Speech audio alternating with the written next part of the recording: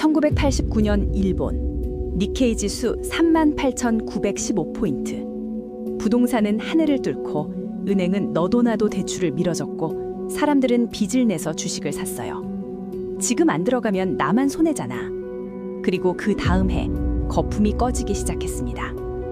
일본은 그 후 30년 동안 그 고점을 회복하지 못했어요. 자, 지금 한국 코스피 5,800, 대출금리 7%. 그리고 커뮤니티엔 이런 말이 넘쳐요. 지금 안 들어가면 나만 손해 아니야? 어디서 들어본 말이죠? 오늘은 감이 아니라 숫자와 역사로 따져볼게요.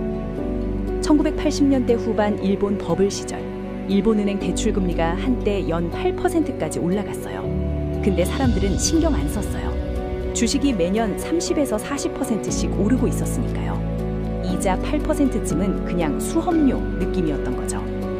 당시 일본인들은 현금 들고 있는 게 제일 바보라고 말하곤 했어요. 지금 한국에서 현금 들고 있으면 벼락거지와 같은 거죠.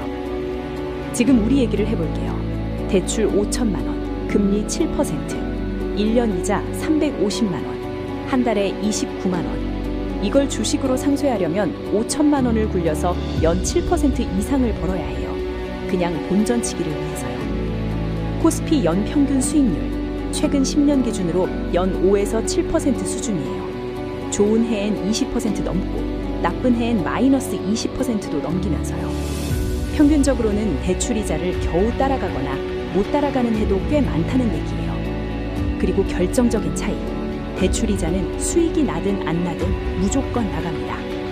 일본 사람들이 이걸 뼈저리게 배운 게 1990년이에요. 주식은 반토막 났는데 이자 고지서는 매달 그대로 날라왔으니까요.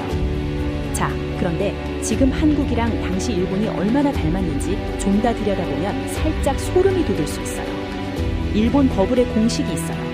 저금리, 부동산 주식 급등, 너도 나도 비투, 금리 인상, 거품 붕괴.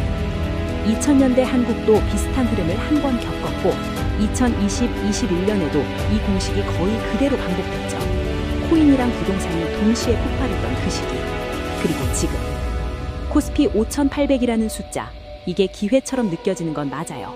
근데 반대로 보면 역사적 고점 근처라는 얘기이기도 해요. 일본 니케이가 3만을 찍었을 때 일본 사람들 눈에도 그게 고점으로 안 보였거든요. 그냥 더 오를 것 같은 숫자로 보였어요. 레버리지 얘기도 해볼게요. 내 돈 3천만 원에 대출 2천만 원 더해서 5천만 원어치 주식을 샀어요.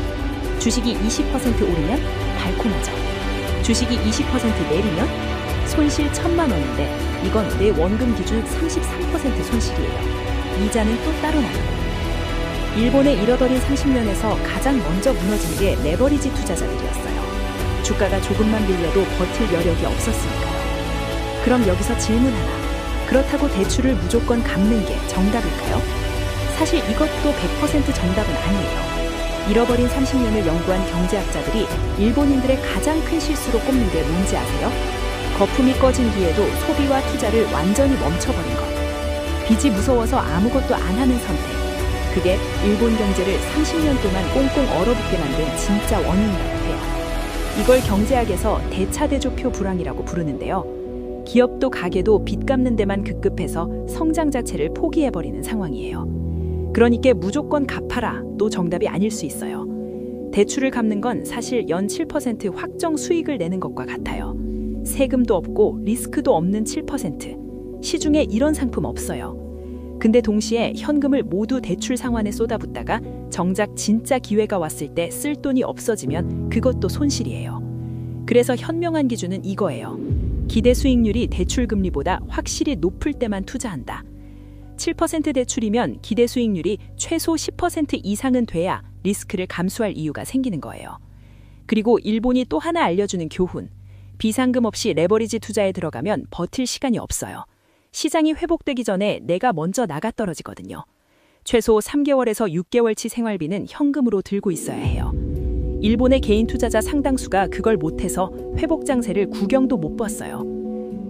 정리할게요. 일본은 1989년에 이 영화를 찍었어요. 빚내서 고점에 들어간 사람들이 30년을 잃었고 반대로 너무 겁먹어서 아무것도 안 한 사람들도 30년을 잃었어요. 정답은 그 사이 어딘가에 있는데 그 지점을 찾는 게 바로 금융 문해력이에요. 코스피 5,800이 기회인지 함정인지는 사실 아무도 몰라요. 저도요. 근데 한 가지는 확실해요. 흥분해서 내린 결정은 일본 사람들도 후회했다는 것. 오늘 얘기 도움이 됐다면 구독이랑 좋아요 꼭 눌러주시고 또 만나요.